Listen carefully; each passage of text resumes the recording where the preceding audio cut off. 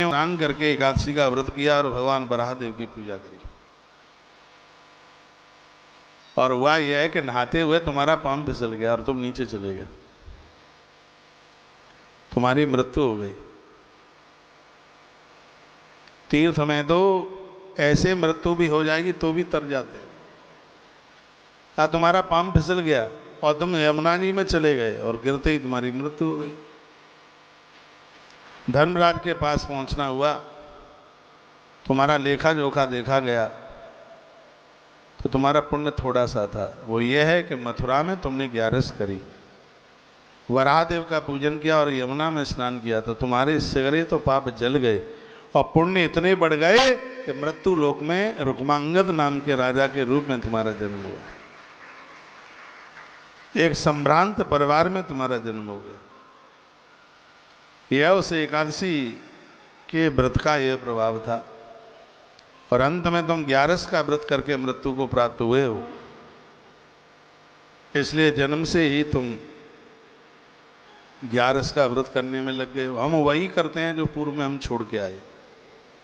जहाँ से हमारे जीवन का अंत हुआ है वहीं से हमारा ये जन्म आरंभ होता है।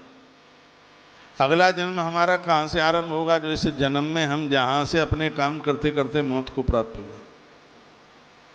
इसलिए तो कहा गया है कि वानप्रस्थ जीवन में अच्छा काम हरि स्मरण, भगवान के भजन। आप देखते हैं बहुत लोग जन्म से भजनानंदी हो जाते हैं, बहुत लोग जन्म से डाकू हो जाते हैं।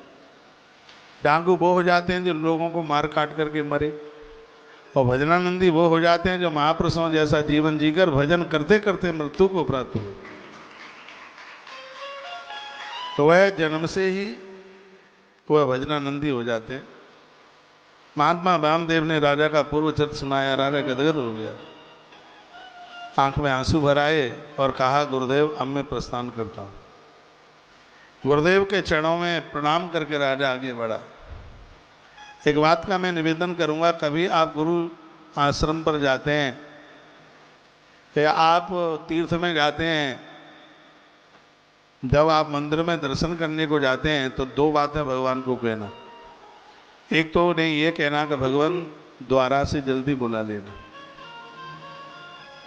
और दूसरी बात ये कह देना कि अब हम एक आध दिन के बाद जाएंगे और आपसे जाने की अनुमति चाहिए।